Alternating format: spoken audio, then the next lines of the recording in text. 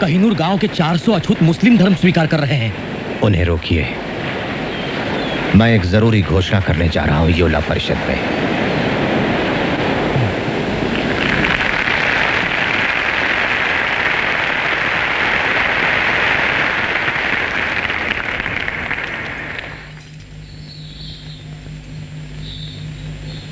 मेरे अभागे भाइयों और बहनों, जब मैं मुड़कर अपने आंदोलन के 10 सालों पर नजर डालता हूं तो भविष्य के लिए चिंतित हो जाता हूं। बहुत हो चुका, अब हम चुपचाप नहीं बैठेंगे।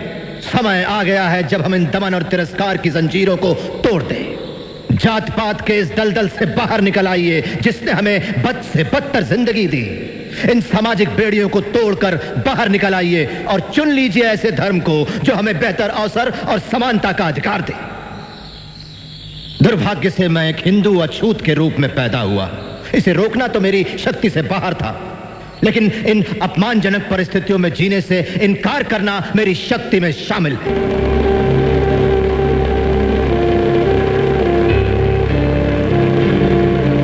हालांकि मैं हिंदू पैदा हुआ हूं, लेकिन मैं भरोसा दिलाता हूं आपको कि एक हिंदू के रूप में हरगिज नहीं मरूंगा। डॉक्टर भीमराव अंबेडकर की, डॉक्टर भीमराव अंबेडकर की, डॉक्टर भीमराव अंबेडकर की, डॉक्टर भीमराव अंबेडकर की।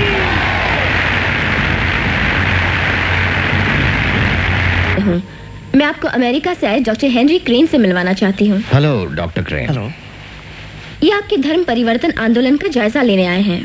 और मिस्टर गांधी से वर्धा में पहले मिल चुके हैं। हाँ डॉक्टर अंबेडकर, इस मामले में मैं बहुत से लोगों से मिला हूँ और मुझे पूरा यकीन है कि सिर्फ ईसाई धर्म के पास ही आपके सारे सवालों का जवाब है।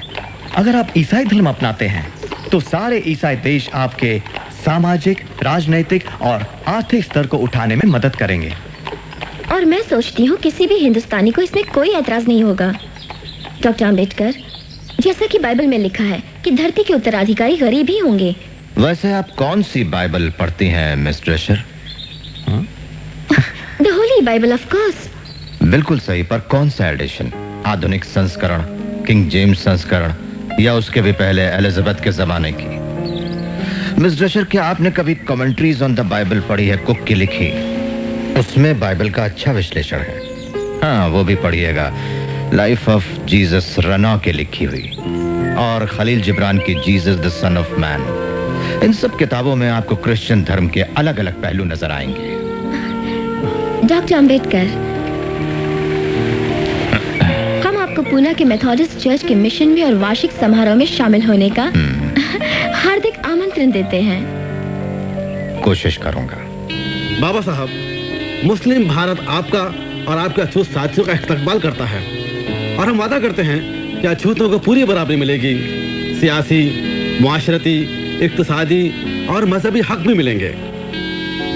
जैसा आप जानते हैं बाबा साहब, हमारा धर्म एक ही भगवान में विश्वास करता है, एक कंकार, और सारे अनुयायियों को एक ही नजर से देखता है।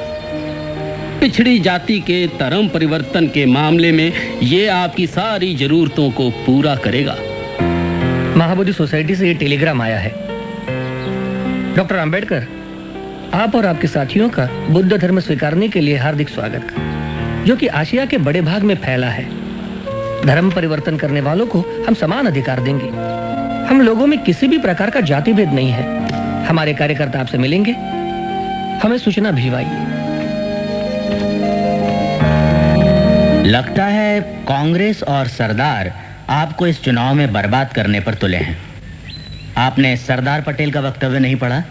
हाँ, हम धर्म बदलेंगे तो सांप्रदायिक समझौते में कोई आरक्षण नहीं मिलेगा। देखिए डॉक्टर, मैं यहाँ आपके एक मित्र के नाते नहीं आया। मैं आपके सामने हूँ एक अधिकृत प्रतिनिधि हिंदू महासभा का। हम जानते हैं आपका दृष्टिकोण और आपकी देशभक्ति। हम जानते हैं आप कभी भी मुस्लिम या क्रिश्चियन धर्म नहीं अपनाएंगे।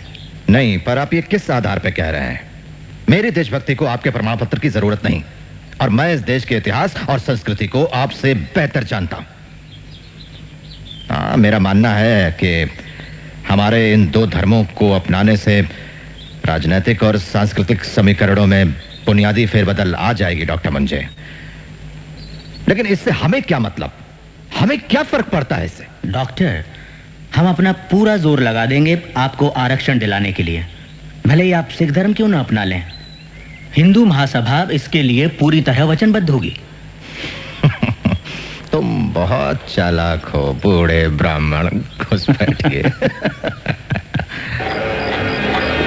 प्रिय भावराव, क्या तुमने मेरे धर्म परिवर्तन के फैसले पर डॉक्टर मुंजे की परेशानी गौर की?